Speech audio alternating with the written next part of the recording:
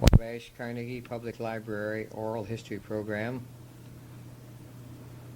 Interviewing Mrs. Lucille Downey at her home, 456 West Hill Street, Wabash, Indiana, Friday, July 13th, 1979.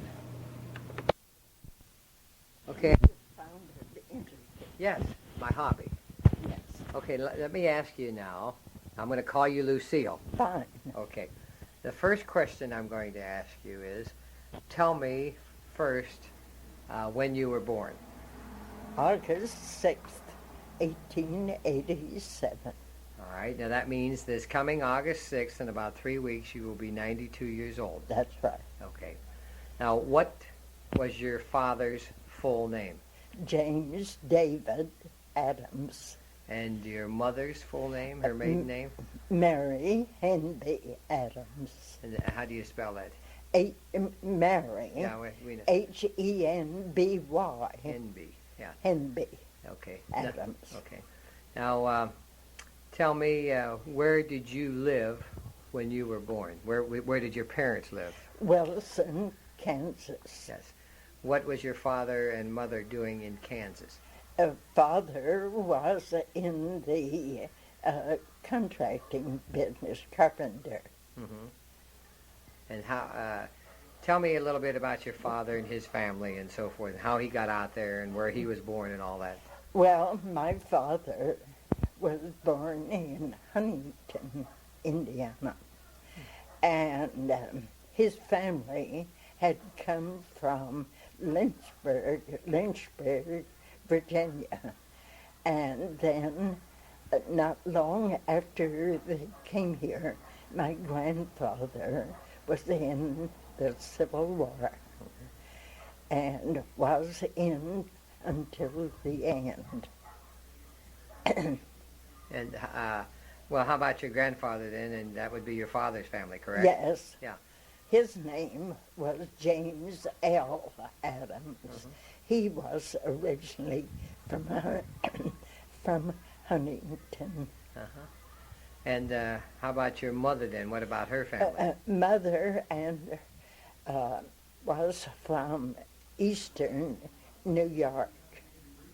And how did they drift out this way? Well, my grandfather had work out here, and he brought the family, Mm-hmm. mother's sister and her. Mm-hmm. Okay, now we'll separate the two families now. We're going to call one the maternal grandparents, that'd be your mother's folks, Yes. and your paternal grandparents, your Yes. father's folks. Now tell me about your maternal grandparents, what they did for a living, and did you ever meet them?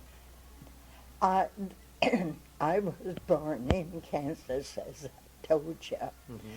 I was 5 months old when Mother received word that grandfather was critically ill and wanted her to bring my brother and myself home. I saw my grandfather once, and he passed away when I was just 5 months old. So, of course, I never knew him. Mm-hmm. But my grandmother lived to be 66, a devout Quaker lady. And is it recording? And, oh, a lovely person. I was 9 when she died, but I remember her well. And I remember our grandmother taking my cousin and I to Manchester to church meeting. Morris Braden and I were both to give a recitation. He gave his beautifully, but when I got up and faced the audience, I began to cry and never did get mine said. I wondered about that. Yes. All right, now, can you tell me what your grandmother looked like? Oh, she combed her hair back very slick and did it in 2 rolls back of her ears. She wore, as I remember it, I'm speaking of mother's mother. Yes, your maternal grandmother. She wore a great deal of gray. And she was a nice-looking, very intelligent person, as I remember her. Of course, I was only 9 when she died, Yes. so I didn't know her too long. Yes. Did she look old to you as a child? She was Yes. 66 and you were Yes, not. she Yeah. did. Did she wear the typical Quaker clothes of the time? Yes, she wore a bonnet, black, lined with white fuchsia, pleated, you know, lining inside the bonnet, Yeah. but never a hat. I never saw her in a hat. Oh, really? No. Yeah. Always a Quaker bonnet. And why we didn't keep one, I don't know, Yes. but they were very lovely. Yes. Did you go to her funeral? You would have been 9 Yes, years old. yes, I And did. Do you remember anything of the day and the time? Yes, it was in the midsummer July.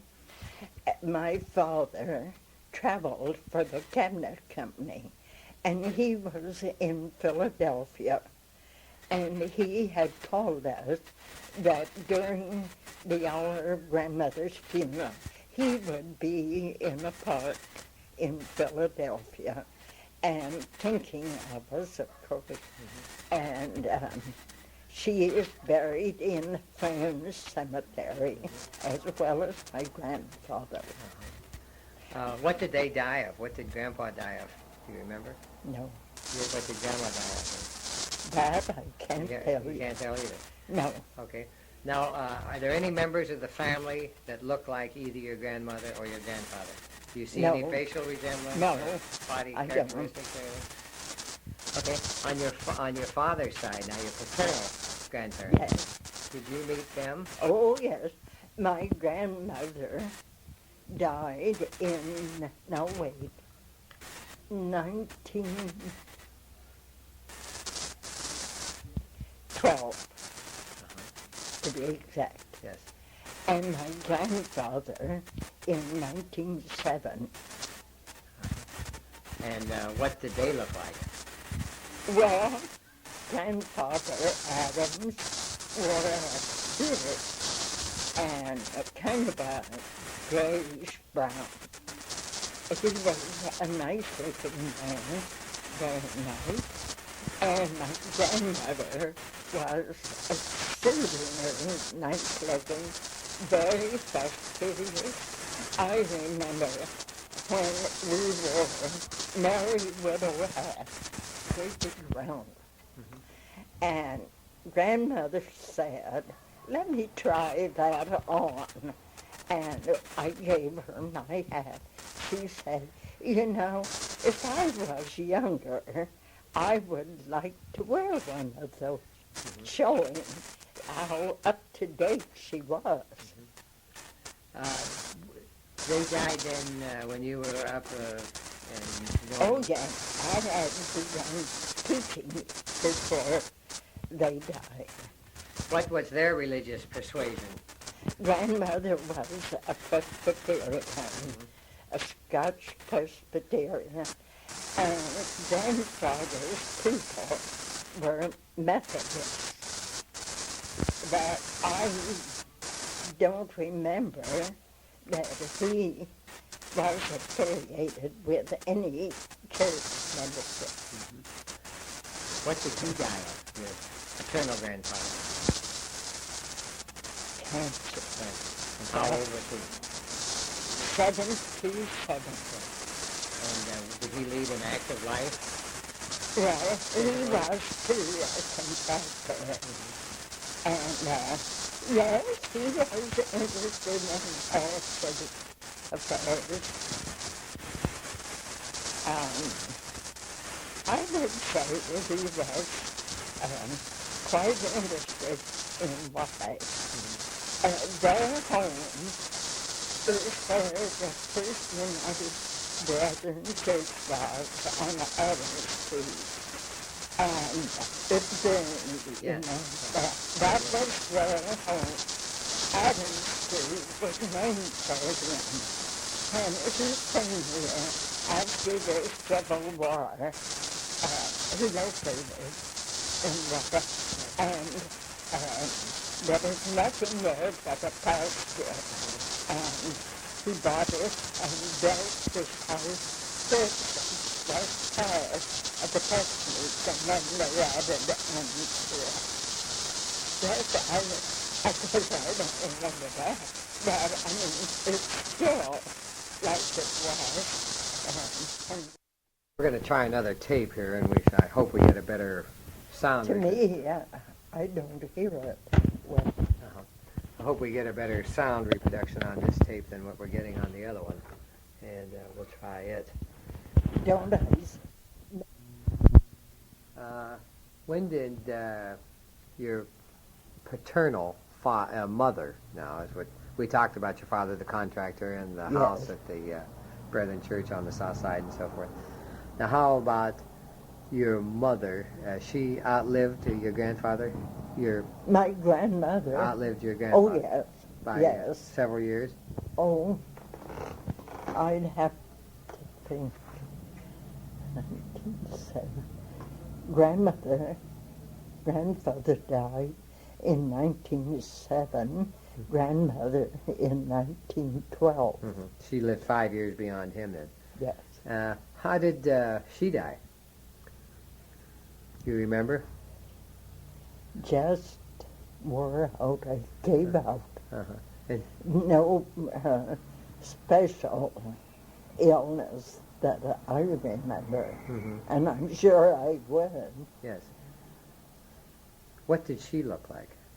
My grandmother Adams, Yes. she's the one that I told you was very fastidious, liked to dress well. Yes, with the hat. Yes, she did. Yes, and she was a very interesting person. She had come from Virginia in a covered wagon with her father and mother and her brothers and sisters. In all, there, I think, 8 children and a little dog that they brought with them. And they located first in Huntington and then came to Wabash. Not long after that. What did her parents do?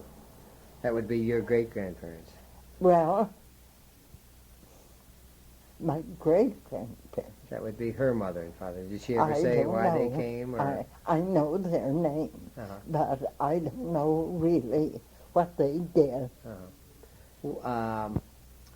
Grandmother's maiden name was Wagoner. W-A-G? G-G-O-N-E-R. Wagoner. Yes. Joseph Wagner, and I'm not sure about her mother. Did she ever say where they were buried, or do you know where they're buried? I would say Huntington County, and I think I've been there, but I'm not just too sure. Did grandmother or grandfather ever tell you any stories that might be that... No, I never. My great-grandparents, I never saw them. But your mother's, or your father's parents? Oh, yes. Anything of interest that you could remember that might be worth passing on? Of course, if I could remember it. But, well, one thing I do remember that they talked a great deal about, it was the coldest day of the winter, January 1st, and freezing cold, bitter cold, and the house burned to the ground that day, and they were left without home. Mm-hmm. They talked a good deal about that because, of course, it was a tragedy to them Where would that have taken place? in Huntington Huntington. County. Yes. Well, I'll be. Do you think they farmed over there, possibly? No, I think they were contractors more, building. Mm-hmm. For my grandfather and two of my uncles followed that as a trade. So I'm pretty sure. No, I don't think they were farmers. Uh-huh. Did they ever say how they met or anything? No, Yeah. I just don't remember of it. Yeah. Now, did your... And I have a good memory. Yes. If they'd have ever talked about it, Uh-huh. I think I would have remembered. Did they all looked old to you, though, when you were small and young? The grandparents? The grandparents? No. Uh-huh. No. You mean my grandparents? Yes. No. Not at all? No, I don't think so. I guess I accepted them Yes. as they were. Now, tell me about your mother and father, then. Well, mother and father met here in Wabash, and at the turning on of the first light on the courthouse, both of them were there, but then they didn't know each other. That would have been in March 1879. Am I right? Yes. I'm pretty sure I'm right. Mother said she stood on Main Street on the east side of Wabash. Father, I have heard him say he stood below the courthouse on Wabash Street. And it wasn't long after that they met and have, of course, both of them always made their home in Wabash. I've heard Father say, if I couldn't live in Indiana, I would go to Seattle, Washington, but Indiana always first. Isn't that nice? Yes. Yes. How long did they go together before they got married? Oh, I suppose the usual time. I don't know that I ever heard them say. And when did they get married, then? In 1885. 1885. Yes. Where? In Wabash. At what particular spot? That I don't know. You don't know whether they were married in the That's church right. or at home, which Yes. was the custom also in those days. Now, tell me about when did you come along? Well, grandfather went to Kansas. There was much building then. He went to Kansas. This is Grandfather Adams. Yes. And he, after being there a while, thought there were good prospects. He wrote my father and an uncle, and both of them went. And they lived there just how long, I'm not sure. But anyway, it was so windy, sandy, and dusty that Father couldn't take it. He said, back to Indiana for me. So they made their home here ever after. Yes. And where did they live, as you first remember?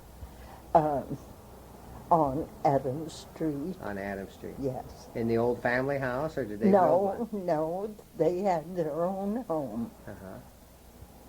And And then I remember when Father bought the house at 1306 Adams Street, and we moved there. And I've heard him say, I built that house for years and years, and it isn't finished yet. He'd add on to it. Of course, they were contractors, you see, and they did their work themselves. And there were always enough around to help whatever project you were about to take up. So they had an interesting life. By that time, though, Father had gone to work with the factory, which is now the Wabash Cabinet Company. He was with them for over 50 years. And it was then the HC Underwood Company making wood products. I remember, I should put this in, that Mother and Father always discussed business before the children. It was understood we were not to tell it. They could talk business and feel safe, for we weren't to repeat it. And then after Father went in with manufacturing business, he continued that for the rest of his life. He was superintendent and vice president of the Cabinet Company after it changed from the HC Underwood.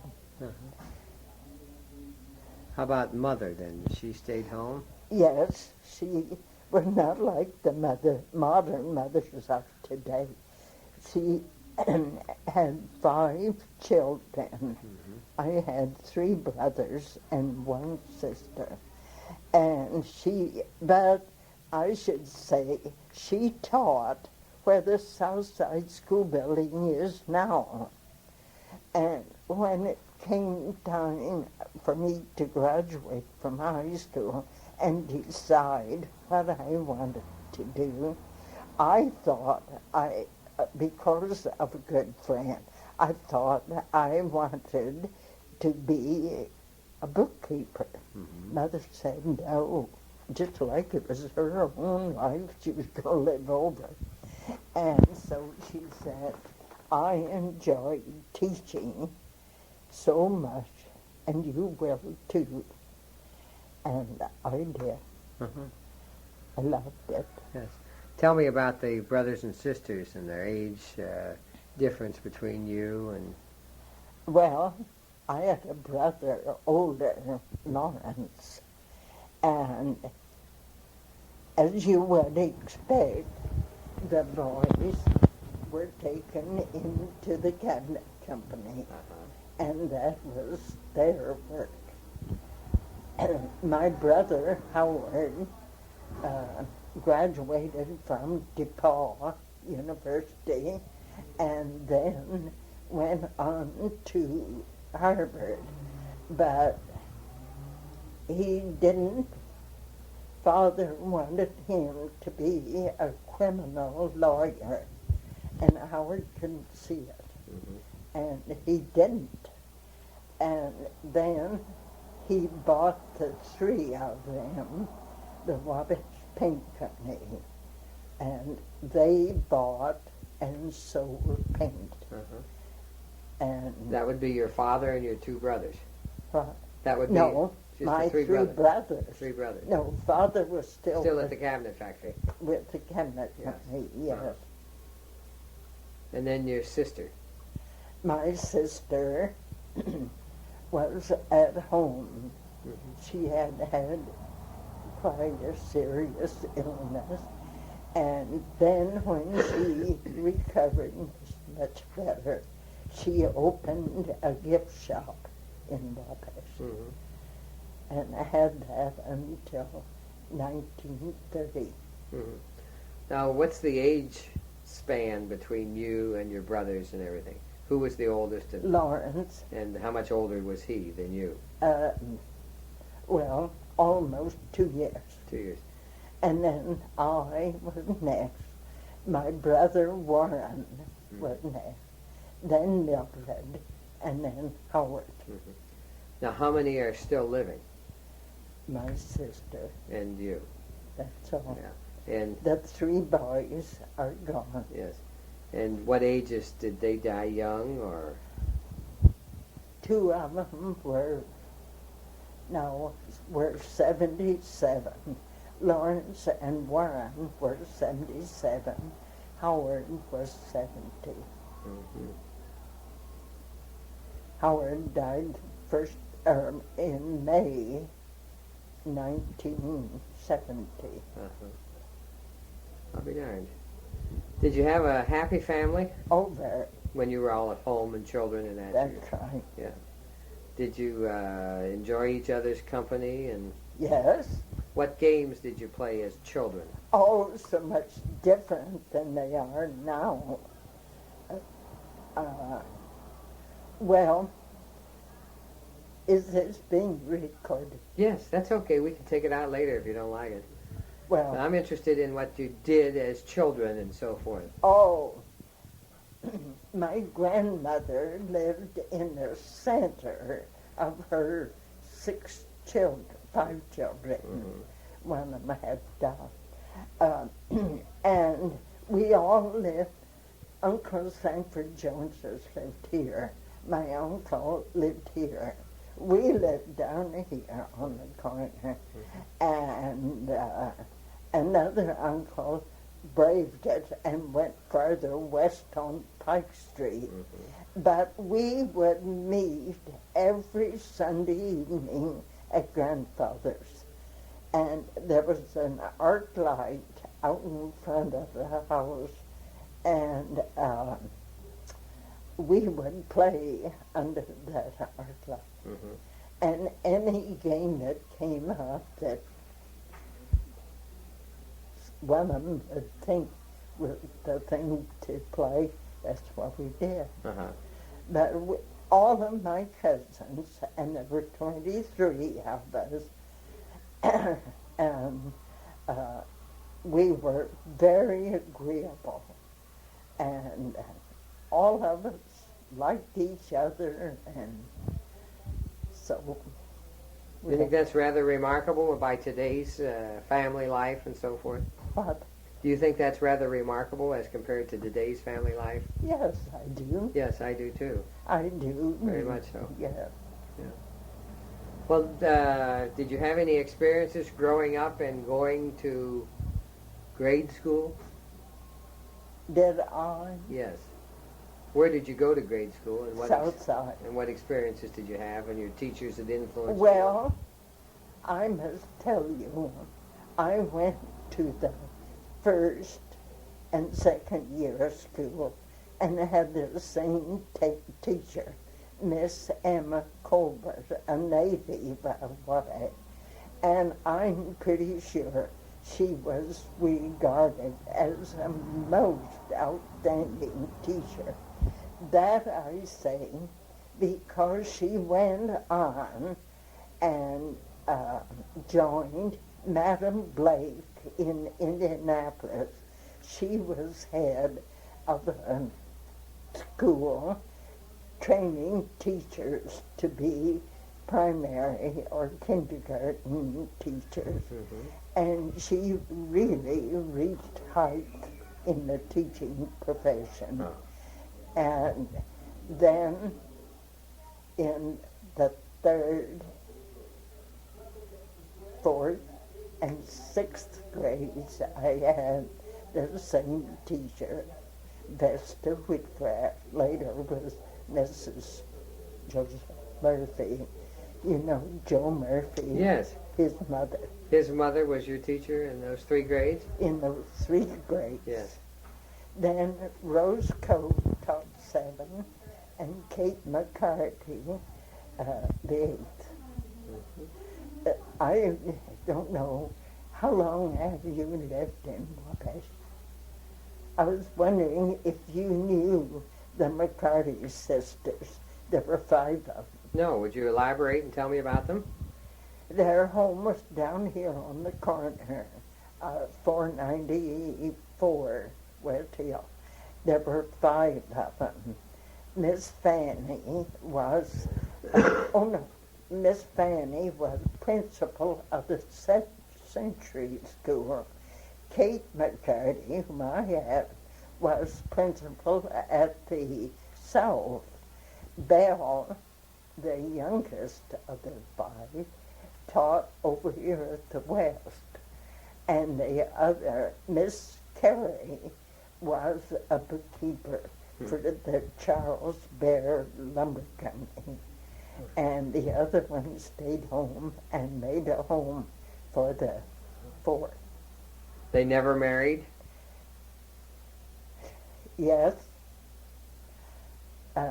Carrie married Mr. Charles Bear. And Well, that was the owner of the lumberyard. Yes. Yes. And Belle married Luther Coat, a grocer. Mm-hmm. The Coat brothers had a grocery on Wabash Street. And the 3 that were teachers never married then? Yes, Belle did. Yeah. Well, she wasn't the one that stayed home then? No, that was Nellie. Yeah. But you remember those very vividly? Oh, my. I remember. Well, Kate McCarty was principal at the South School when she died. Uh-huh. So, yes, I knew all of them. Did your teachers have a great influence on your life in grade school? Or was that later? Oh, yes. Yes. Yeah. Did you have any childhood illnesses or anything in grade school? Never had anything other than the usual stuff. That's right. Yeah. And then from Southside School, you enroll at which high school? Wabash High. Mm-hmm. And I was graduated in 1905. 1905. Yes. So you would have started in 1901. 1894. Yeah, but you started high school. You asked me if I had any interest in anything. I told you about Miss Colbert being the first, second grade teacher Yes. I had. The first public activities, I'd say, with a smile, was the laying of the cornerstone for the high school, Wabash High School on Hill Street. And I was in the first grade, and I remember it as being, 20, maybe 25 pupils in that. And Miss Colbert brought us in a parade, all of the building by grades, to march for the laying of the cornerstone. When we now think this was 1894, and when we came from Wabash Street onto a hill, there were no pavements. We walked down the middle of the street in mud, and I couldn't keep my overshoes on. I remember it so distinctly. Miss Colbert said, "Let me have them." And she carried them, and I walked in the mud. What I want to say is, to me, I enjoyed going by there up to the very last time I saw the cornerstone, the engraved stone that said, told about the laying of the stone. And when they built the new addition on the high school, they covered that up. They covered that cornerstone up. That told what it was, April 7, 1894. I can see it as plainly as if it were there. But why the powers that be let them cover us up. I don't know. Because to me it was such a part of Wabash. Yes. Let's check our tape. We'll make her correct it for you. Who? Your daughter, Augusta. Oh, We can make her correct it for us. What I wanted to ask you then is about going out to the high school. Of course, you walked in those days. yes.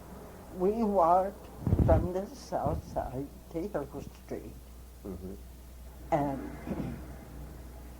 I don't, I suppose it was just a normal high school career. Mm-hmm. Did they have sports and everything in those days? Oh, yes. Football was predominantly the sport. Yes. The courses, what did you take basically in high school in those days? Well, history, mathematics, and physical geography, and English, music, the usual subjects. Did anything unusual happen to you in high school? I don't think so. Mm-hmm. Were you in the dramatic society or No, the debating we didn't society? have dramatics then. Uh-huh. We stressed music quite a good. Who was the principal at the high school in the years you were there? Adelaide Baylor first. Then she was made superintendent.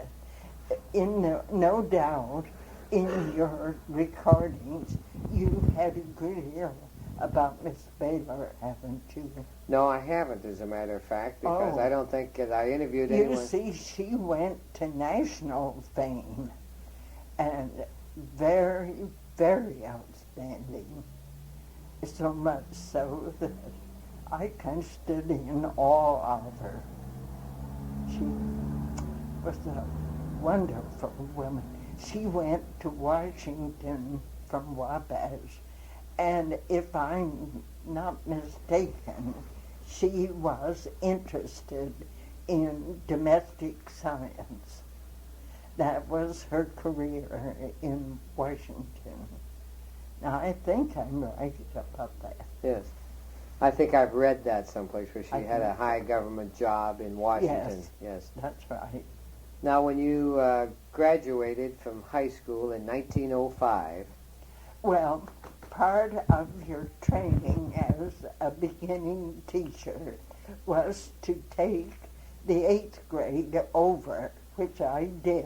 while you were in high school. Yes. Yes. No, after I graduated, Oh, after you I did. went back to the 8th grade and took it just like a new 8th grader was. Then I took examinations, teachers' examinations, and it would fill a book. Anyway, I took the 8th grade over, made a good grade, and applied for a township school in the county. You had to teach 2 years in the county before you could come in the city. Mm-hmm. Excuse me, you did not have to go to college. No, you could teach with that training. Mm-hmm. Taking the 8th grade over. Yes. And you were under the supervision of the 8th grade teacher then? Is that? Yes, Yeah. and then we took work under Miss Baylor once a week. Mm-hmm. She trained us Yes. once a week. There were, well, Mrs. Sherman Goodlander Yes. was one in my group, and I think the others are not living. Yeah. But I want to get this straight. When you graduated from high school, you decided you were going to be a teacher, and they made you go back to the 8th grade. Yeah. And spend the whole year there. Yes. Under the direction of the 8th grade teacher and once a week under Mrs. Baylor. That's right. And then that would qualify you to be a teacher. If you passed the examination, you had to pass a state examination. Well, that's really an unusual system, wasn't it? Yes. Yeah. And then, of course, later Uh-huh. it's when the colleges came in. Mm-hmm. But But you had taken a job out in the county, right, for 2 years? well, after I got a license, Yes, to taking the teach, exam and everything. yes, and then when I applied for a position in Wabash, I had to have Miss Baylor, who was superintendent of schools in Wabash, visit me. And this was always interesting to me. Oh, she had snappy eyes, and I told you I stood in awe of her. Mm-hmm. Well, As Miss Baylor was going. yes, consider me as a teacher, but she wanted to visit me in the schoolroom. Uh-huh. Well, when she knocked at the door, and I opened the door and saw it was, of course, a solid wood door, and for a minute I just gasped, and not knowing, and you were teaching 4 or 5 grades then in the one-room schoolhouse, and so she came in and greeted me so friendly, and she said, "How many pupils have you?" And I said, "I've got 28. She shrugged her shoulders, said, "I have 28. And I thought, there goes my chance for a city school, for I made that mistake. And I settled myself, but that fall, September, I had the 3rd grade on the south side. Yes. So from then on, I had taught and substituted and then go back and teach, especially after Richard and Gustav were out of school. Now, on this county school that you were teaching in, what was the name of the county school? Did it have a name? You went by districts. Uh-huh. I don't know what the name of this district. It's a residence now. It's right on 24, right close to the road. Yes, Yeah, I know the a house. brick. Yes, Uh, that's and the only one out there. yes, Yes, it was called the Jackson School. Jackson School. Yes, because Harry Jackson's lived the first house east of the school, Uh-huh. and it was called the Harry Jackson School. Then, I taught at Kessler's Corner first, Lebanon, down on, just off of State Road 24 west. Off 24. Yeah. Yeah. You taught there for a while, and then you went, 1 year. and then the Jackson. Then at Jackson School 1 year. Then I was given the 3rd grade at the south side. Okay. How And much did you, if we'd go back a little bit, how much did you make teaching for the county? Do you remember? That's pitiful. Yes. $3. $3.90 a day. $3.90 a day. Yes. And to get to those 2 schools, I drove a horse and buggy. Uh-huh.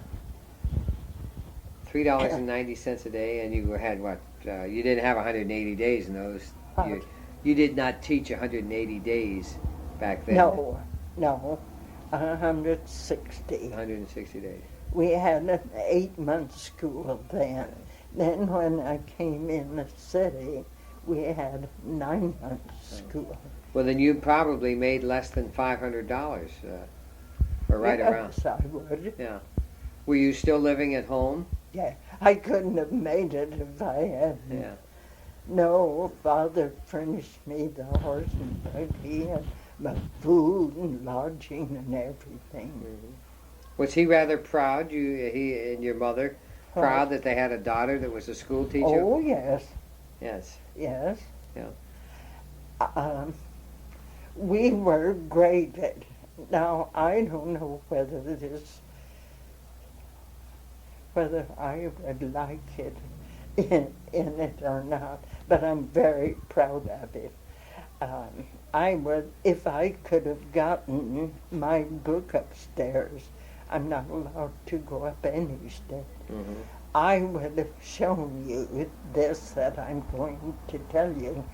Mr. Neighbors was superintendent at the time that I got this. We were graded so many phases of our work, and whatever the grade was added to your license grade, and then you were paid according to your total. This year that I'm speaking of, when I got my success grade, which you were so anxious to know what you made, I had a success grade of 99, mm-hmm. which was, well, I hope you understand, it was above normal. Uh-huh. Now, how did you establish your license grade then? By your background and training? Or? You had to take, well, maybe I didn't understand you. You had to take teacher's examinations. Mm-hmm. And in order to get a license, you had to make a good grade. Mm-hmm. Now, friends, I wanted to show you what our questions were like. They were printed paper about so long. Mm-hmm. And you had to answer 6 out of 8 questions on history, arithmetic, and geography, and grammar, and spelling, and what you would teach in. And then they added that up, and it must total 90 or above in order to get a good license. Mm-hmm. And sometimes you'd make a splendid grade in history and go down in arithmetic. Or the next month, you took them every month through the school year, or the year.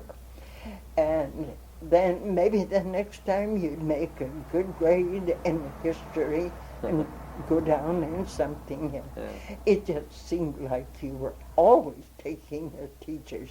Well, you were worn out at the end. It took all day, yeah. Saturday. They always held them in the high school up here. Uh-huh. And finally, I got my 3 years license and license that I didn't have to take any more examinations. Yeah. So really you had 2 sets of tests, is that correct? Or yes. For the state and then for the local? Yes. And that is the way they based your pay? Yes. Yeah. How did they multiply by a certain multiplier, or? That I can't answer. Yeah, but they did pay you on the final results? Oh, of course, later, after you got your final license, they would give you a stated salary. Yes. How much did you earn the first year at Southside School? Do you remember? No. Don't remember that? I don't remember. No. I used most of it for dress. Too. They expected you to dress very well, of course, and you wanted to. Martha Biggerstaff Jones, you know, is one of my prized pupil. Oh, she was your pupil also? I started her in the first grade. Well, I'll be. Listen, she'll come up to me and kiss me, and she'll say, "You started me to read," and give me a big kiss. Mm-hmm. And she was so bright. Am I putting that on? Sure. She was bright? Good. Martha was a good student. She surely was. Yeah. Well, I had in the East Ward my first grade. Uh-huh. And What were you teaching at Southside? Third grade? yes. Yeah. But I went from the third grade to the second grade and taught second grade Southside 8 years. Then Mr. Neighbors wanted me to take the first grade at the East Ward. And first grade I considered very hard. You just give everything you have to the children, and this is a sample. Ray Hugh Neighbors, the son of the Mr. Neighbors, was going to be in that room, and I thought Mr. Neighbors would just watch everything I did. Ray Hugh would go home and say, "She said this and that," and maybe he didn't understand it like it was. Well, anyway, he went home the first day and told him what all he learned so much. See, you would teach them where they were to sit, where they were to hang their wraps, and all the minor things that seemed much to them. Anyway, the second day at noon, he went home. He said, "I don't know what was the matter with Miss Adams today, but we didn't learn a thing." And as long as Mr. Neighbors lived, he kidded me about that. Yes. Well, he was back for the reunion, wasn't he? Yes. Yes. Yes. I met him at the courthouse Yes. Sunday. Well, he was in my first grade. Martha Biggerstaff and Bob Milliner and Mary Hoover, Minor, and well, I had 45 in my first grade, which they wouldn't think of now. Yes, that's right. Well, you were really off and going then on a teaching career and happy, and Yes. Dad gave you a buggy and a horse. And I have done a great deal of substituting, and how long did you stay teaching in this first time? one day Mr. Carpenter asked me how old he said, "How long have you taught?" And I was substituting then.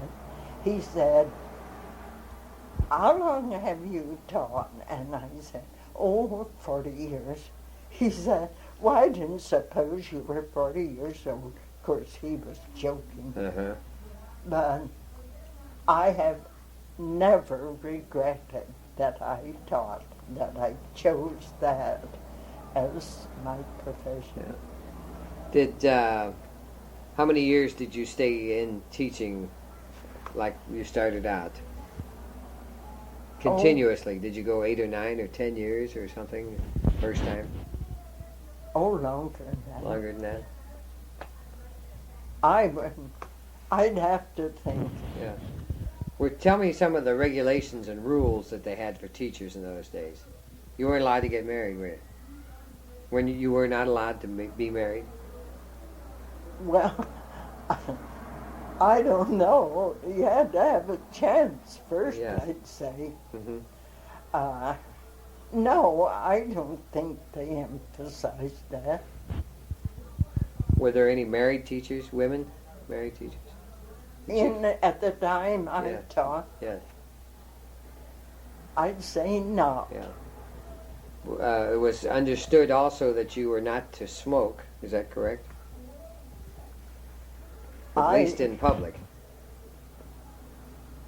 No, Yeah. I don't think that was a rule. Oh, really? I don't think they did, Yeah. but I don't think it was because it was a rule that you couldn't. We just didn't. You didn't smoke, yeah. We didn't. Yeah. No.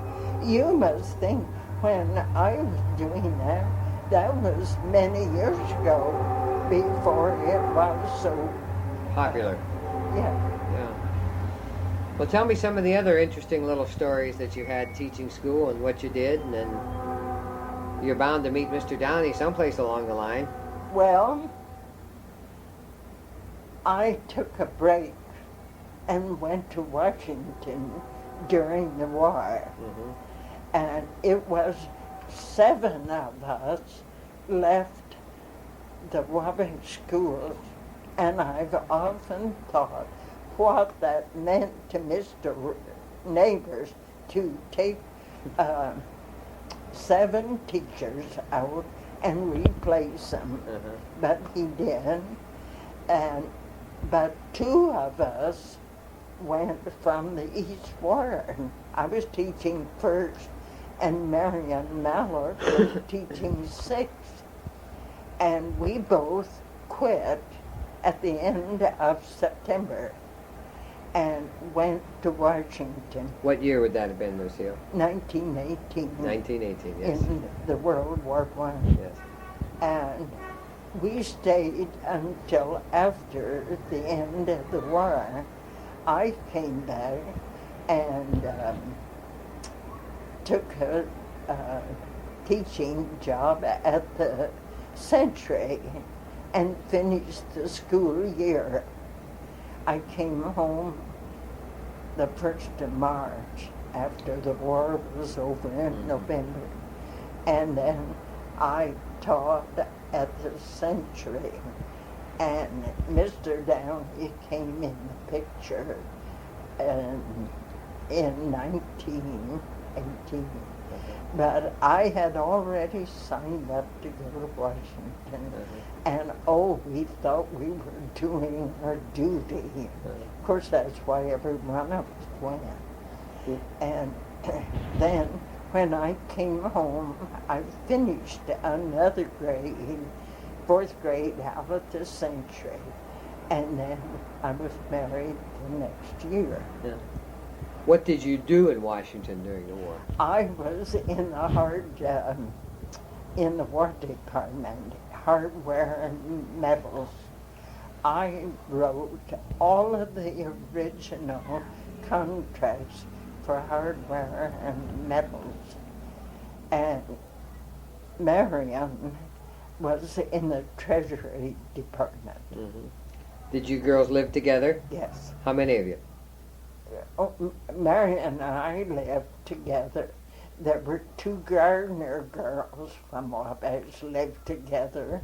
There were 3 other girls that lived together, but we lived almost within calling distance of each other.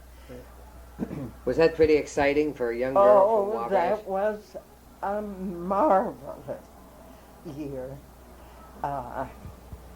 We had Sunday off, and every Sunday we went to an interesting place in Washington, and during the war there was plenty of interest. I wouldn't take anything for that experience. Mm-hmm. How much were they paying you then? Do you remember?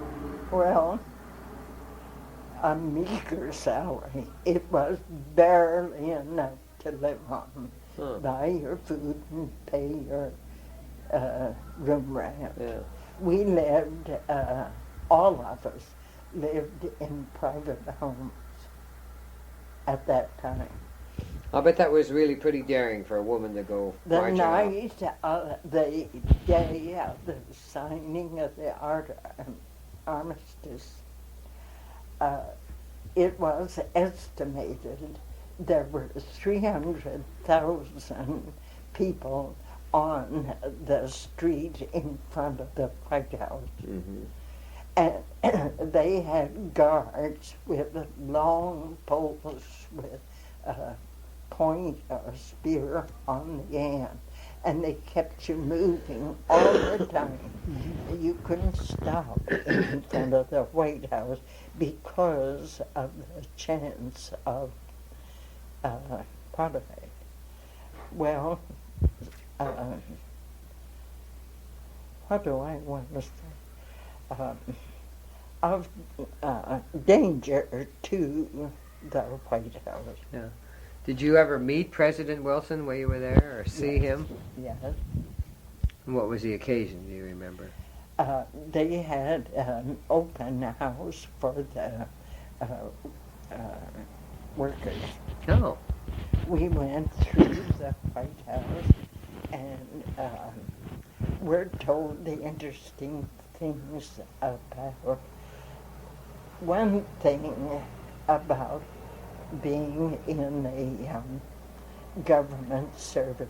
They did so much for the workers. Mm-hmm. For instance, we were given the opportunity to hear Madam Schumann-Hine or Harry Lauder, things that we wouldn't have had a chance. One night we went over to Quantico, a base, and John Kendrick Bangs, a poet, was the speaker, and he read his poetry. When I came back to Wabash and took this grade, second grade again, in our reader was a poem written by John Kendrick Bangs. Mm-hmm. And I told the children about Mr. Banks having been in Wabash, and I heard him talk. Mm-hmm. And here we are reading his poem in our school. Days later, I said, we read it again. I said, do you remember who wrote this poem? The boy raised his hand and he said, John Curlylocks. Do you see how he connected Bangs with Curlylocks? Right. I thought it was the cutest thing to say John Curlylocks. That was cute. He remembered it. He remembered it. Did you come back then and taught, and now tell me about meeting Mr. Downey and all the circumstances? Well, I had known him practically all my life. And it wasn't a case of being introduced or anything. He just asked to come and call on me. And so I accepted it. And that was before I went to Washington. Mm-hmm.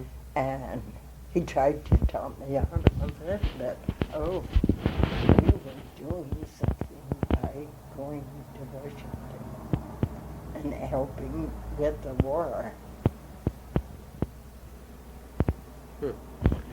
Well, when he went off to war also then?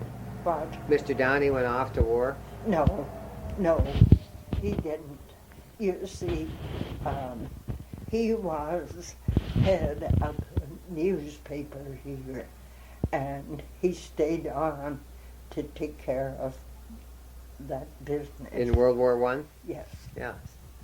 And then when you came back, you sort of reacquainted yourself? And Yes. he decided that you two should get married? Yes. You remember him asking you? Yes. What were the circumstances? But What were the circumstances? Were you at a party or church? don't make me tell that. Why, your grandchildren or something will want to hear this someday. Well, they've heard it already.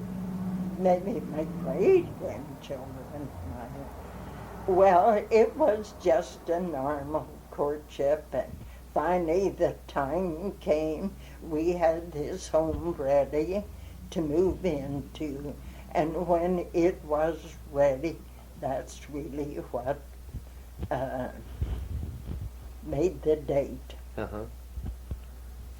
Did his parents, did you get along with his Oh, parents? yes. Yeah. Oh, yes. And what about his parents? Tell me a little bit about them that you know. They were farmers, Mm-hmm. good ones. And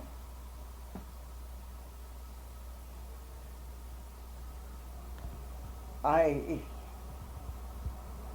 look back on our association with very happy memories. Oh, that's great. That's wonderful, isn't it? Yes, Yes. it certainly is. Yeah. Well, what was Mr. Downey doing then when you married him? What was his job? In a newspaper. Okay. What did you ask? We were talking about Mr. Downey and what he was doing and so Oh, forth. he was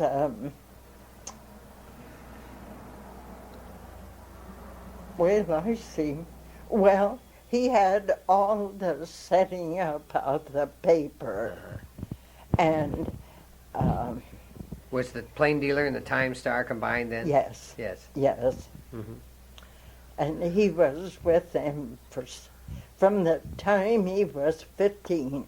Uh-huh. He graduated from Laketon High School when he was 15, came to Wabash, he and his sister and Mr. William Sharp owned the Time Star, and they were employed by him. Then later the Plain Dealer and the Star joined, and he still stayed on with them until 1929 when he opened a shop of his own. Uh-huh. I didn't know that. Yes, where across from the city hall. Uh-huh. And he did that then? His was not a paper, job shop like? job. Yeah, job That's shop. what I wanted to say. Did you help him in the No. shop or anything? No, I had 2 children at home, and I didn't. I didn't know anything about linotypes.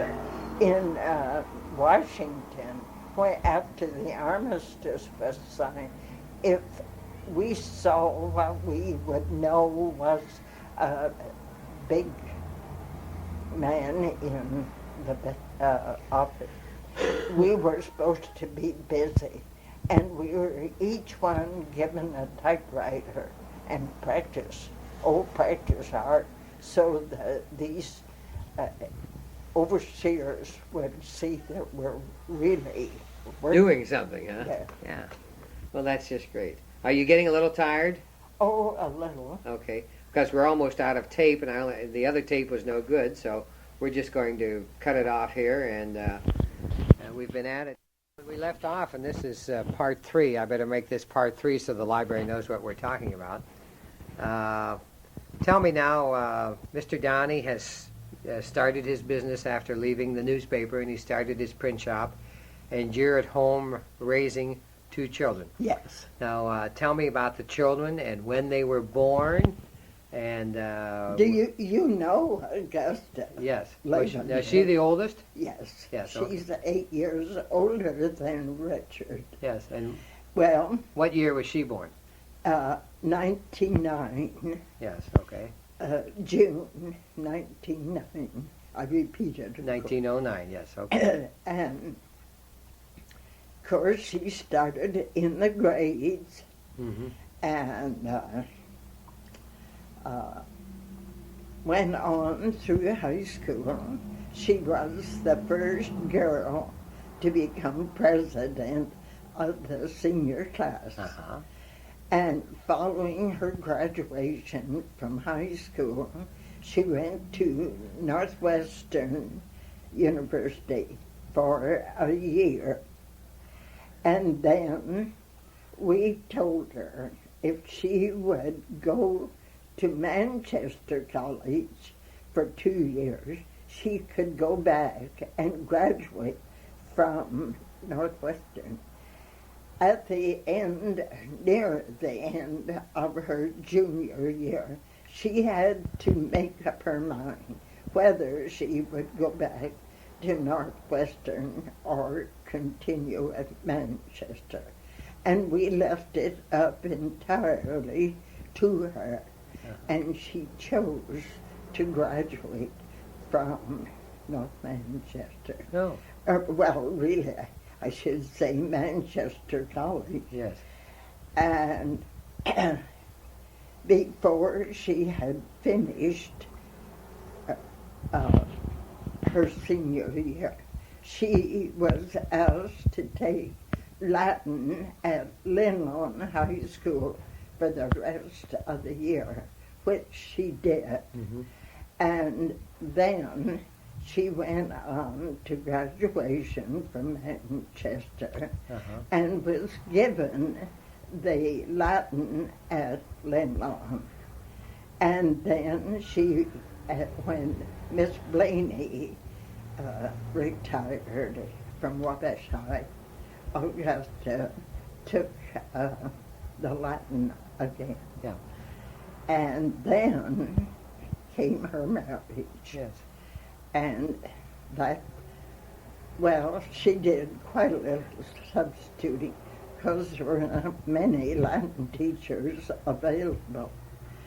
And then after her marriage, she retired from her profession. Yes.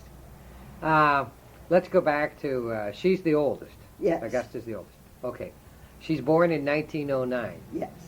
Now, childbearing in 1909 is certainly different than it was in 1979, correct? Right. You see the young children now that are coming along and having children and so forth. Tell me, what was the social status of a woman that was going to have a baby in 1909? Did she go outside? Did she go into public and so forth? Oh, yes. Did she? Oh, yes. Did they have maternity clothes? And Well, I would think so, yes. And who was your doctor?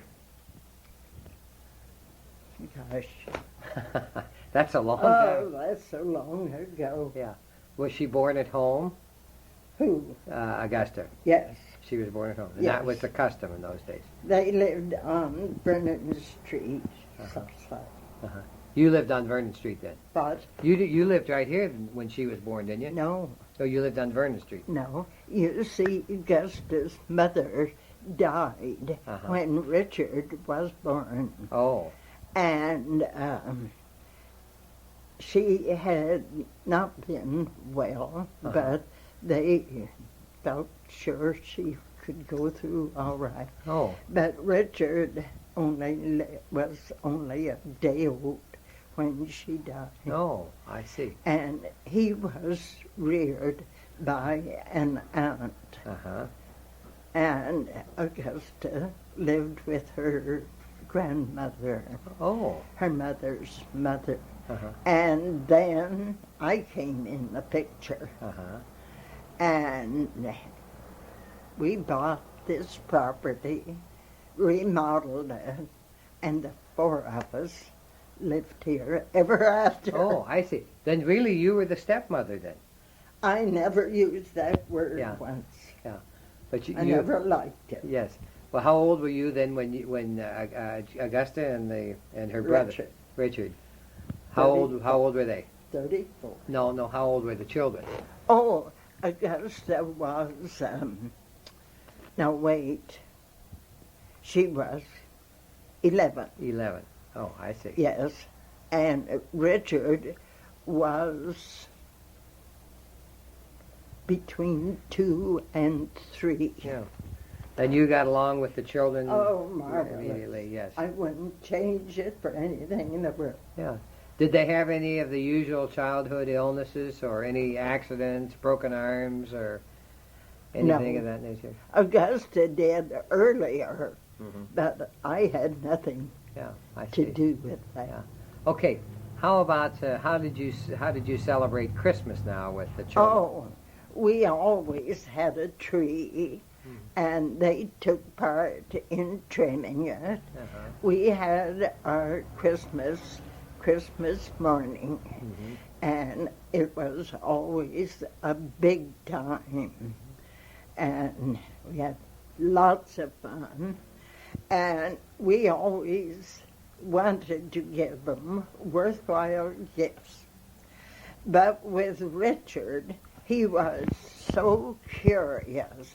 I remember of giving him, that we gave him a gift. It was an expensive gift, a mechanical gift, and he worked on it a little while, and the first thing we knew, he was taking it apart in order to get the full measure of what it meant. Yes. And for that, we were disappointed because his idea, you remember when we had Tinker Toy? Yes. Mr. Downey spent time the first morning showing Richard what he could build. Well, his idea was let me work that out myself. He inherited our mechanical ability, and for that reason, he enjoyed his toys to the fullest extent. Yes. Did the children have favorite recipes, or did Mr. Downey have a favorite recipe that you used to like to cook for him that would be a treat? That what? That was a treat, a favorite recipe that was a treat? I'll tell you what I used to do. If I made a chocolate pie, open-faced pie with meringue on top, before I cut it, or whomever it was to, they'd guess, Richard and Augusta would guess what that pie was. And invariably they could guess. And you know, you crimp it. Yes. Well, I would put the filling in, cover it with the meringue, and not let one bit of color show that I could see. And I want you to know they could guess it. Yes. I think the chocolate colored showed through the white, maybe. A lemon pie was the same thing, a butterscotch pie, and they got so we wouldn't cut a pie till they had guessed. Yes. It was a lot of fun. Yes. Did you take any little trips around back? Oh, yes. Where was your favorite place when you would go out around the county here? Would you go out to buy milk or eggs? Well, we had our relatives lived on farms, Yes. and our treat was to go to their farm. And who would you And visit? then, see where else I could tell you. Well,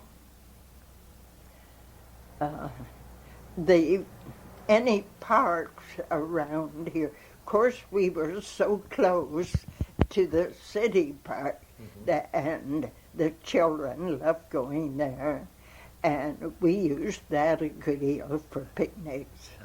I'm a great person for a picnic. Yes. Would you give me a brief sketch then of Richard? You gave me Augusta and when he was born and what. Well, Richard did the same, went through grades and high school in Wabash. I'd like to tell you this, but he don't put it in. After Richard got out of grade school, he went to Wabash High School Yes. and graduated. What year would that have been? 1935. Yes, and then Augusta graduated in 1927, and Richard in 1935. okay. Then he he said, now I'm going to tell you when it comes time for me to decide what college I'm going to. I'm not going to Manchester and have them say, oh, you're Augusta Downey's brother. Yes. We'll expect big things of you. he said, I'm not going to listen to that any longer. Yeah. Richard chose Indiana University and did well. And through the interest of rock wool official down west here, what's that? That was used to be, it's U.S. Gypsum now. Yeah, U.S. Gypsum. It used to be American Rock Wool. Yes, but it was U.S. Gypsum. Richard became interested in the rock wool business, and he made the first spinners that were used in making rock wool for insulation. Our house is insulated from foundation to the top, and very best rock wool. He saw to it that we got fine rock wool. Then he realized that rock wool was nearing its end, that fiberglass was taking over. So he gave up the rock wool business. And luckily, he was offered a place with a real estate firm. And he talked to us about it, and he'd been educated for this other job at Whiteland. And I'll tell you what Ira said. Richard talked very low, and Ira said, I don't know how you'll sell. He talks so low they won't know what he has to sell. Yeah. Well, anyway, he is still in the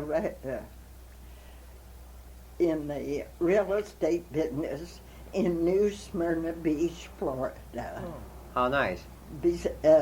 On the side. He was here this weekend. Oh, was he? Yes. Came purposely to see me, he and his wife. They were here 3 days. Let me ask you another question. Did the Depression affect you or the family? Did the Depression, the crash of 1929, that's Mr. Downey would have his own print shop and everything at this time? Had just started. Yeah. Did it affect you? Or? I would say not too much. We accepted it and made the best we could. I continued to do substituting. And there was a need for primary teachers, and I was one of the few. So I taught quite a little, supplemented everything with what I could, and we weathered the storm. Yeah. Did Mr. Downey ever feel at any time that the business was going to go under due to the Depression, or? No, I don't think so. He was optimistic all along. Very. But did your income become greatly reduced during the Depression years? Well, naturally you would think it would, but not to the point where it got us down ever. Yes. Does that sound reasonable? Yes, that sounds reasonable. Where did you and how did you do your grocery shopping back in the 1930s when the children were at home, and well, 20s and 30s? Do you mean by that, did I go shopping to the, well, we didn't have so many centers then Yes. as we do now, but we carried on without any trouble, Yes. as I remember. Yeah. Did you go to say Army's grocery store or Yes. Yes. Who was your favorite grocer in those days? At that time, McNarney's. McNarty. And did they have delivery service and so Yes. forth? Yeah. Yes. And how did that work? Tell me how the procedure was. It was very convenient. Mhm. Yes, they had a delivery service. Would you call the order in, or? Yes. Yeah. And Yes. Would Sam Bobby or somebody bring the order to you? No, I think they had their own. Had their own delivery boy. That's as I remember it. Uh-huh.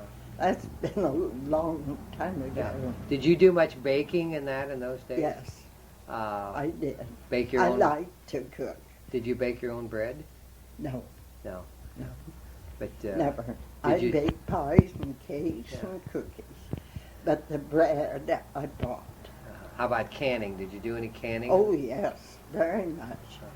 Mr. Downey's father was a gardener, and a very good one. He had been reared on a farm and moved to Wabash in 1900. And from that experience, I gained so much, and he was certainly proud of his gardens. He raised practically everything that a gardener did in those days. Do you remember your first telephone? Yes, I do. Anything interesting? My father, you see, was in the woodworking business at then the HC Underwood Company, and their work was making those long wall telephones made out of wood. Yes. The cases They were oak, I believe. Yes. Yes. And we had the first telephone on the south side. Our number was 28. And it was so, a part of us, 28. Father was superintendent of the cabinet company. I told you that earlier. And he, the cabinet company, or the Underwood then, thought he should have a telephone. Well, with 4 of us in school starting, he thought it could be put off a little while. But they insisted, so we had the first telephone on the south side. Well, that's interesting. That was, and I remember calling him up at the office. He was the first one I talked to on that telephone. Well, that's very interesting. How about the first automobile in the family? Do you remember that? Yes. What was My it? uncle had the first automobile, a Maxwell, on the south side. And he was going to go by the Southside School building at 10 o'clock, and our teacher let us go to the window and watch him go by. In his Maxwell. Yes, Yes. it was an open job. Uh-huh. And yes, that's the first automobile I saw. Yes. Then our first automobile was, what's an early,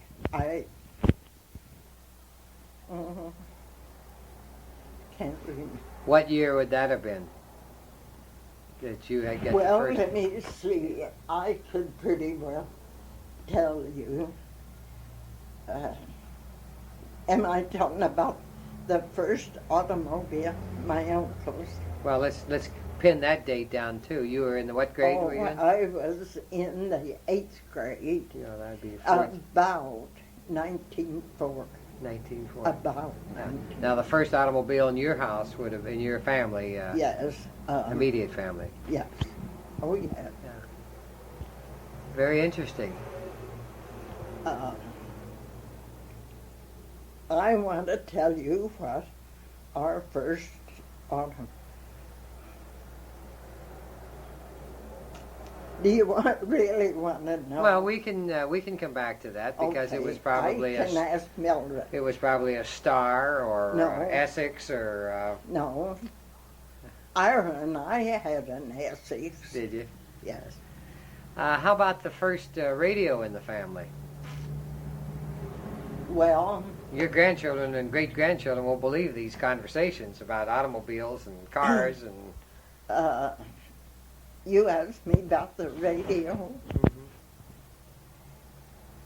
Well, what do you want me to talk about? What? Did you get Did you have a radio at home before you were married? Yes. You remember? And then here,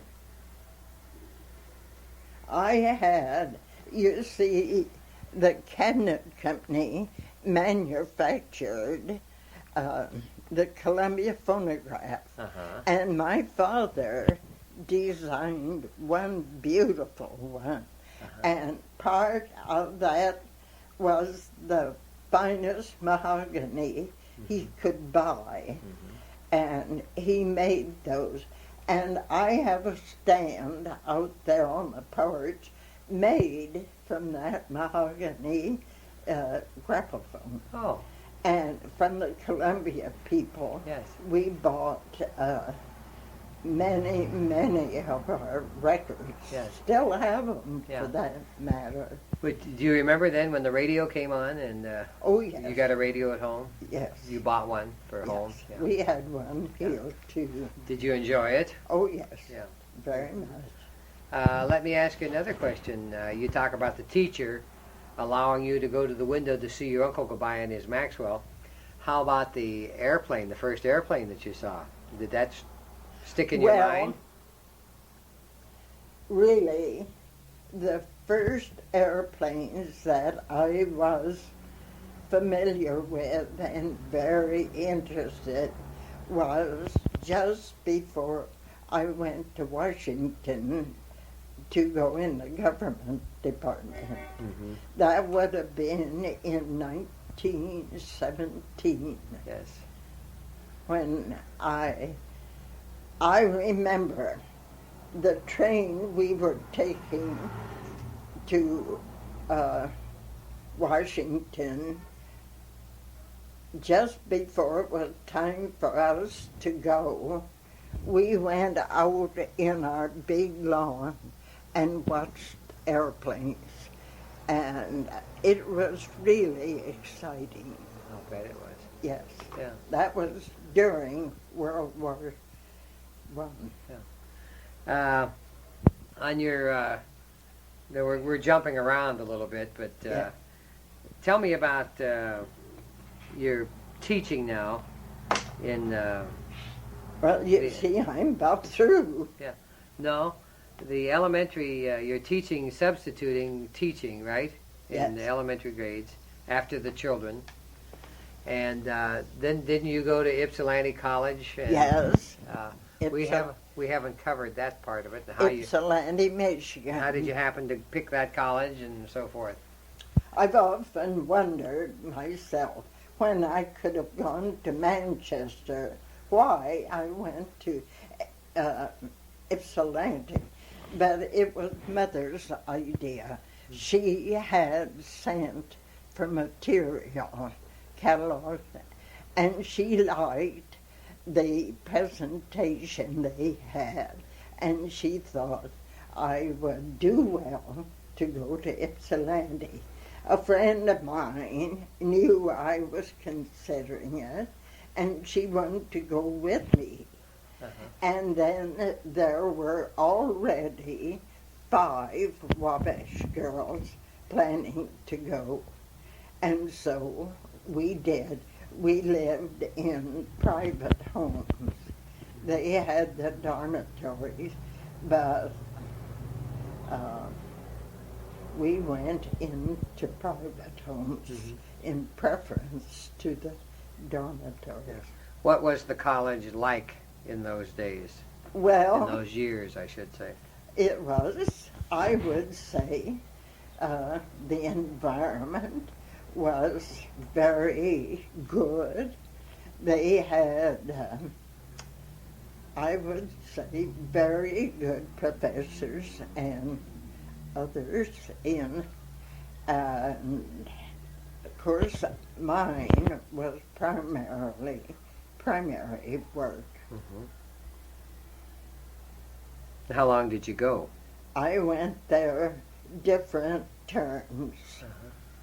So finally you got a teacher's degree or whatever. This is not for record. There was a shortage in the cabinet company, and they were closed down a good deal, and that limited our income, so that I went when it looked brightest. Yeah. In other words, the cabinet company was... They were experiencing a slowdown Yes. in work. Yes. And that would affect your father's income then from time to Sure. time. Yes, that's Naturally. understandable also. Yeah. Yes. Now, your mother never worked though, did she? No, never a day after she was married. Yes. Well, that's interesting also. Yes. Okay, I'm going to read some names here, and then I'm going to ask you to tell me the story about the Women's Club. And I'll read the names and save your strength. We have Jessie Beitman. Now, Jessie Beitman was a Jewess, Uh-huh. and she was instrumental in the women's club, the organization. My mother was Mrs. James D. Adams. Would that be Mary Adams is next? Yeah. That would be... Well, I prefer, because she did, to carry father's name. Yeah. She was, well, I think Mrs. Beitman would want to be known as Jessie K. Beitman. Uh-huh. K for her middle name, Yeah. Krause. Yeah. Okay, and then we have Mrs. Adams, which Mrs. Mary That's Adams. mother. That's your mother. Clara Deal. Yes. You know the George Deal over on the river? Yes. That's Mrs. George Deal. Okay. Then we have Laura Bent. And now, Or is that Clara Bent? Clara. Clara Yeah. Bent. That's Mrs. Walter Bent that lived up here on Fisher. Yeah. And then- You know Walter Bent, the attorney? Yes. Well, that's his wife. Yes. Eva Pettit. Yes. Eva Pettit was a stit. Mhm. And, a marvelous woman. I just can't tell you how much I liked Mrs. Pettit. We're going to turn the tape here. Side 4. Next name that's on the list is Cora Wilson, and that... Her husband was Dr. James Wilson. He was mayor. He was mayor 4 terms, 16 years. Fanny Kaiser. Do you know Eloise? Yes. That's her Her mother. mother. Fanny Kaiser. Mr. Kaiser was a jeweler. You know where the bank on the corner, father sold his building to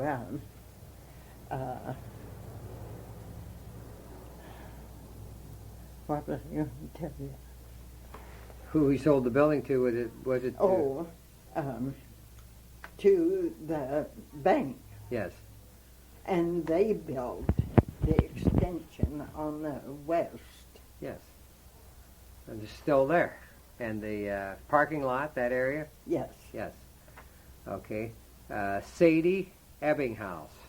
Well, she lived at the corner of Hill and Carroll.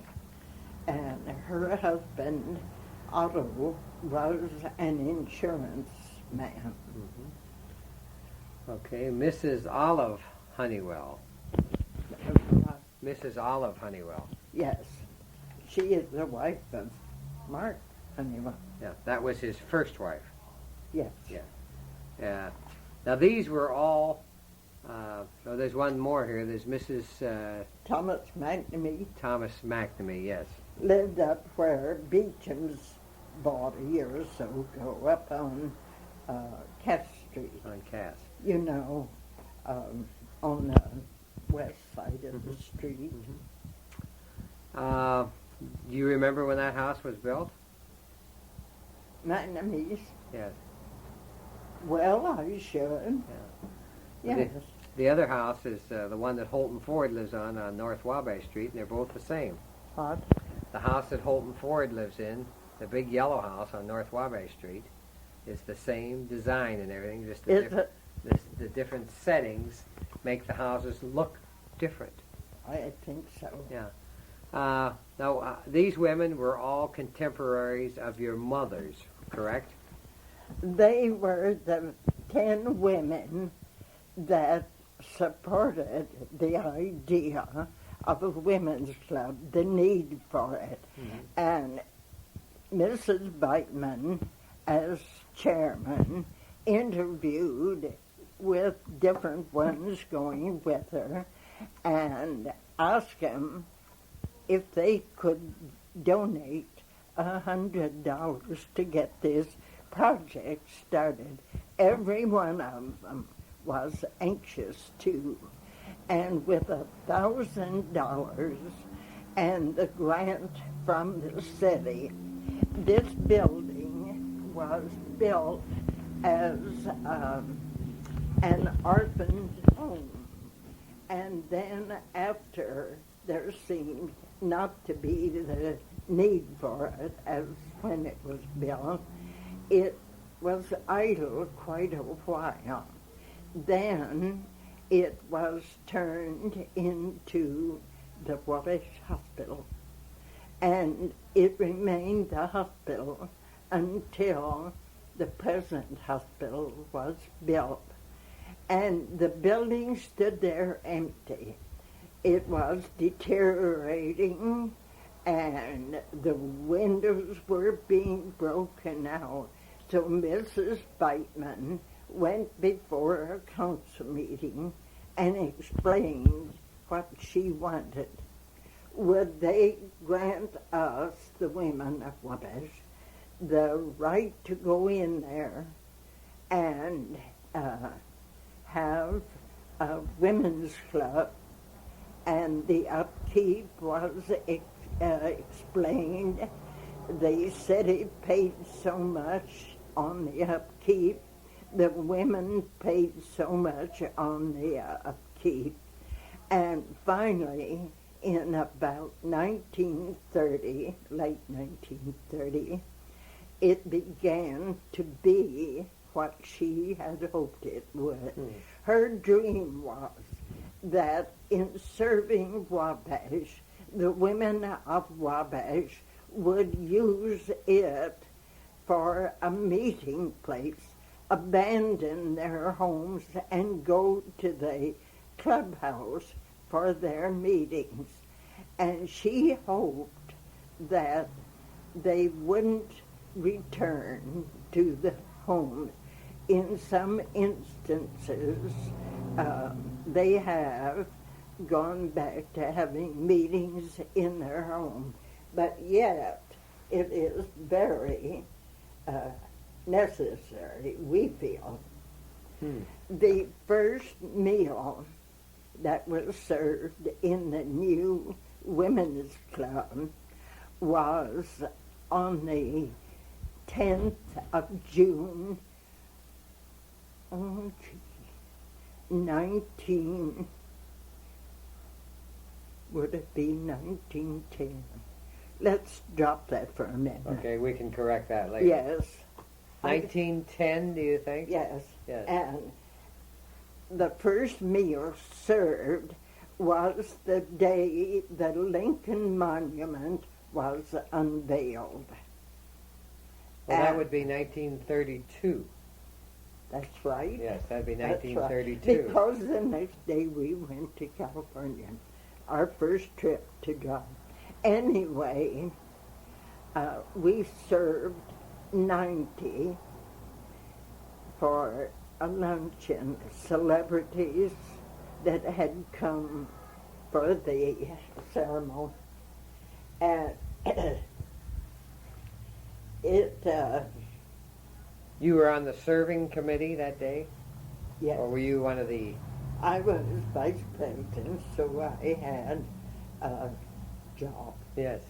And What did you serve, if you remember? I don't remember. I remember this. We served 90.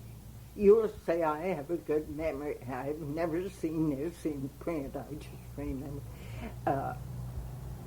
We served 90 in the what we call the West Dining Room now that faces the park. Yes. I better go that way. Mm-hmm. And it was at that luncheon, our very first one, that we realized we needed another dining room. And so there were 4 hospital rooms in the east wing of the building.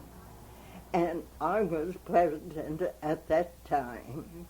And with my father's help, he helped us plan the east dining room, which we use now really more than the west dining room, except for big luncheons and dinners. Mm-hmm. But then we took a small room and made what I want to say, toilet facilities. Yes. And we have just kept adding to it and adding to it until we think it's pretty nice. Who was your manager or hostess? Hostess? Yes. Well, I don't know whether one was a Mrs. Thompson. Now, whether she came pretty much to the first, I think, Mrs. Thompson, and let's see, then who followed her, Mrs. She lives over on Sinclair Street. I'd have to think,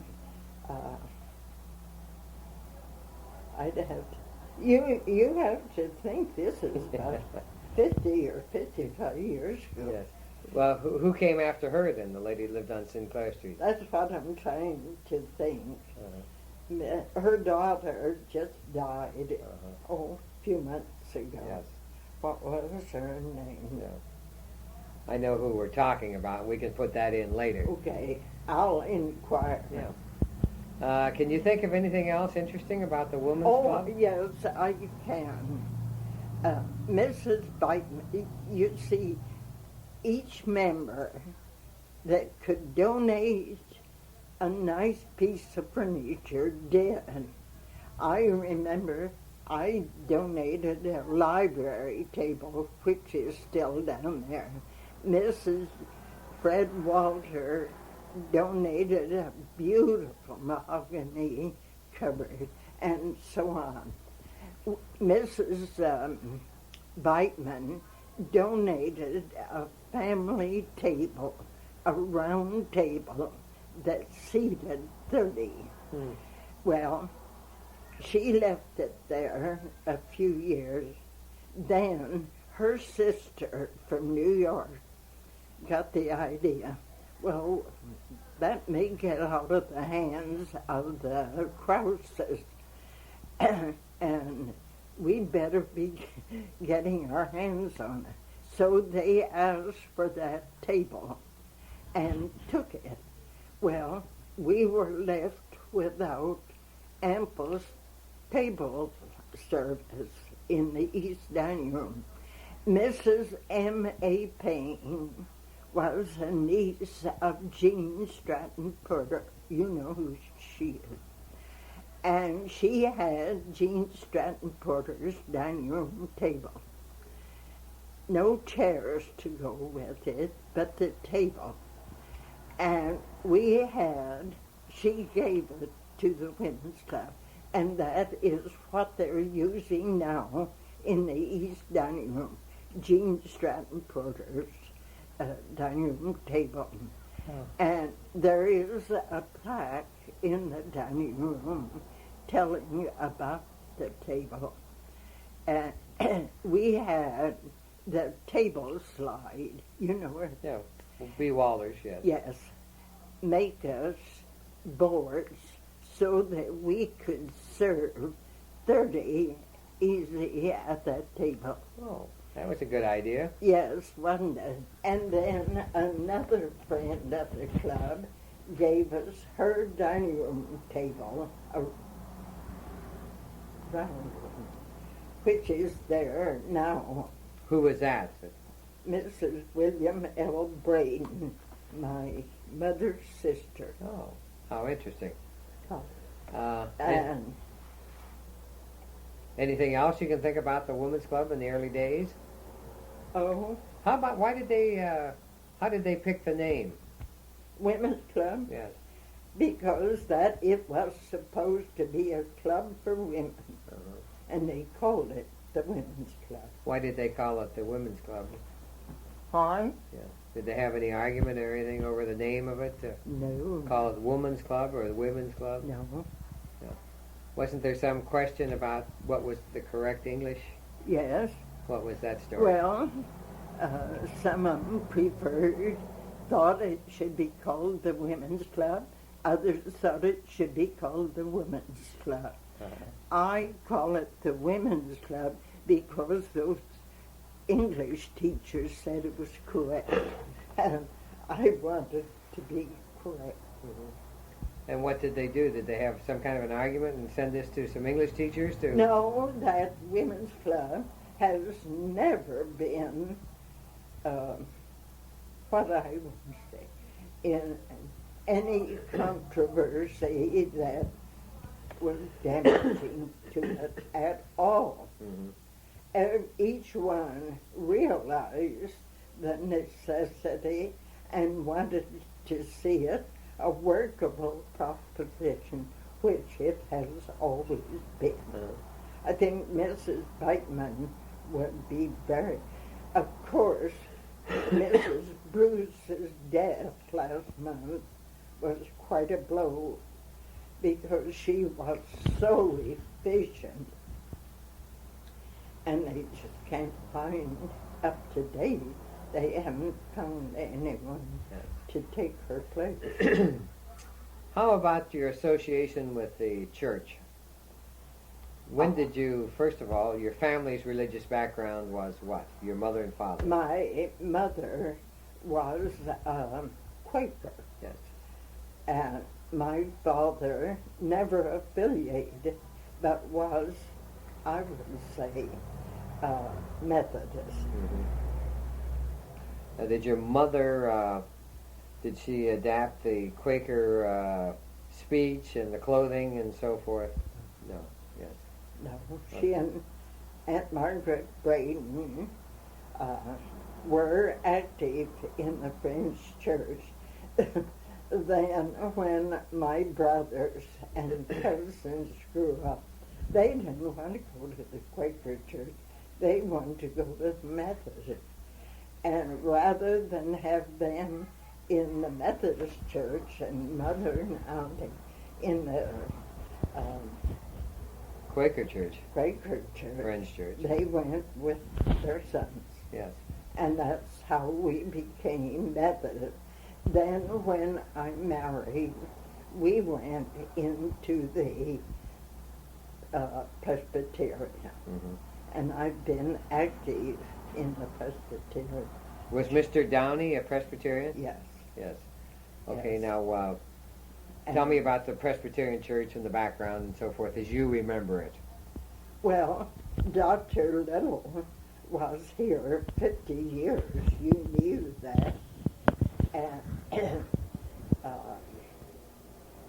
well, the church has remained very much the same as when Dr. Little was minister. Such a fine man. Mm-hmm. He went on to be general moderator of the Presbyterian Church. That means over all the churches.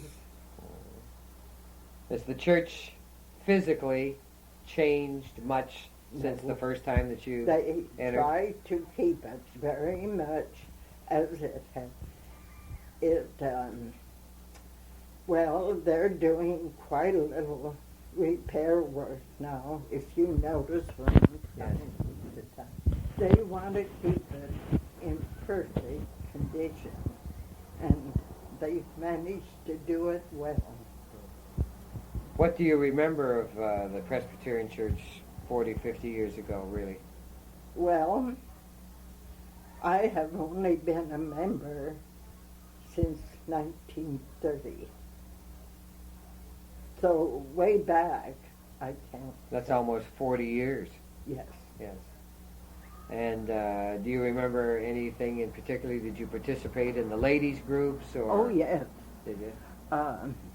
I have been very active in the church in all branches of it except the Sunday school, and I didn't do that. But in the Women's Association, in the Senior Missionary Society, the young married women's group, all those I have been active in, particularly the kitchen. And I've done my part in the kitchen for a year. The entire year, we served lunch to the Kiwanis Club. And I've often wished that we had kept account of the rolls that we made. We did it hoping to buy a new carpet for the church, the auditorium, the sanctuary. And I have said, I wish we had kept count of the rolls that we made. Yes. I've said for a long time, I felt like when I went in the church, I was walking on rolls. We served bread a few times, and Kiwanis didn't like it. They wanted rolls. So we went back to it and gave them rolls. Yes. How about the American Legion Auxiliary now? You've had some interesting experiences there. Yeah. Well,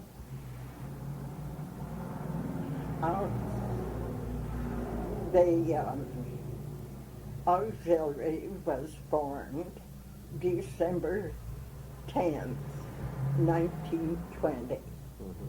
I was elected first president, and the veterans returned home jobless, and we tried to help them find work, and in the meantime help take care of their children under the child welfare program that we instituted, and did marvelous work toward helping the returned veterans establish their homes. Now, well, they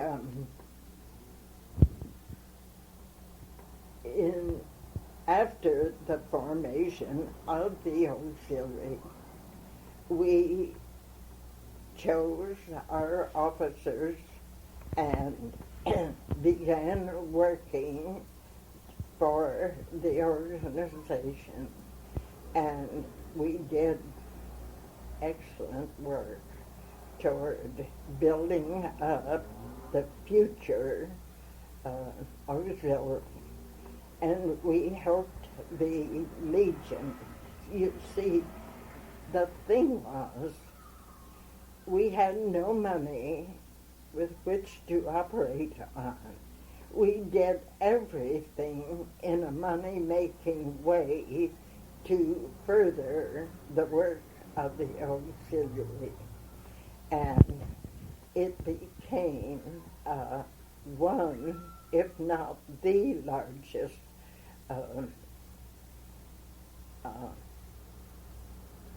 what word do I have to say?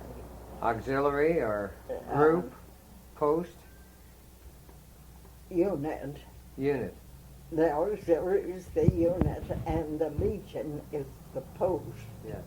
And we have carried on, I think, in a magnificent way, considering that back in 1920, we had nothing to go on, only work out what we could. And it is still being carried on in a most worthwhile way. Where did you meet in 1920? In a room on Wabash Street between Main and Market on the west side of the street. How long was it before they had a permanent home? Well, when did whenever the Legion bought theirs, where they are now. Are you a Legionnaire? Yes. Well, I'm not sure when my brother was instrumental in buying. It was the home of Dr. Moore, physician, and he was instrumental in helping arrange the purchase of this building for the Legion. I noticed that on the cornerstone that the Oddfellows have a stone there. It was the Oddfellows. It was built for their lodge. Yes. But Dr. Moore lived in there then? Let me see whether he lived there Or his office was there? Had his doctor's office there. Was Dr. Moore the one that didn't have a leg, or Huh. what was that man's Not name? the Leyland. You know Leyland Dennis. Yes. Well, Dr. Moore was her father. Was her father? Yes. Yeah. Who was the doctor that had his leg burned off in the wreck? Oh, that was Dr. L.W. Smith. Dr. Smith. Yes. Yeah. Lived up where the Funeral home. Yeah. Hoover Minor Funeral Home is. Yes. Yeah. That was it. Dr. Who was Moore. your doctor, family doctor, when you were here with the children and everything? Oh, Dr. G.M. LaSalle. Bob LaSalle's grandfather. Yes. That would be old Dr. LaSalle. That was the old doctor. Yeah. What kind of medical care could you expect in those days, really? Ask me that again. What kind of medical care could you expect in those days? We didn't have the modern drugs and.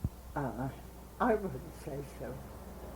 But my goodness, since I've been ill, medicine has risen in price tremendously, so much so that I took out medicine insurance.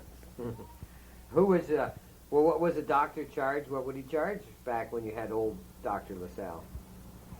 Oh, Couple dollars? well, about that. Yeah. Where was his office? But Where was Dr. LaSalle's office in those days? where did he doctor? Where was his office? Old Dr. LaSalle. Where his office was? Yes, back when you were the family. At the corner of, well, let me think. He had an office at the corner of Hill and Wabash. Is Nick's Cleaners built in that room? In that room? Yeah. I'll be darned. That was Dr. LaSalle's office when we had him. Then he moved downtown on Market Street where the old Farmers Merchants Bank was. You know, on the alley Yes. there. That's He now, had that, I would say, his last office. Well, these are his grandchildren that are practicing now. Yes, Yes. right. Who was your dentist in those days when you were? Well, Dr. Canfield on Canal, East Canal Street, and then Dr. Foltz on Market Street. Now, when you were a child, did you ever go to a dentist? When you were living at home with your mother and father? Yes, because he didn't know anything about dentistry. Now, Dr. L.G.A. Powell was our family dentist. His office was the corner of Market and Wabash. And I don't know what's there now. Do you remember going as a child? Yes. For what reason? Scared to death of them. Because they hurt you. Upstairs? Yes, Yeah. it was upstairs. When you were a child, who was the family doctor? Dr. King, on the south side. A very good doctor. Do you remember him quite vividly? I do. Yes. Well, how would, if case of sickness, would the doctor come to the house? Or Yes, yes. Any time, night or day. Horse and buggy? Yes. That would have been it. Well, those were interesting days, if nothing else. To you, Yes, are they? yes, very interesting, and how we got how we received our health care and so forth.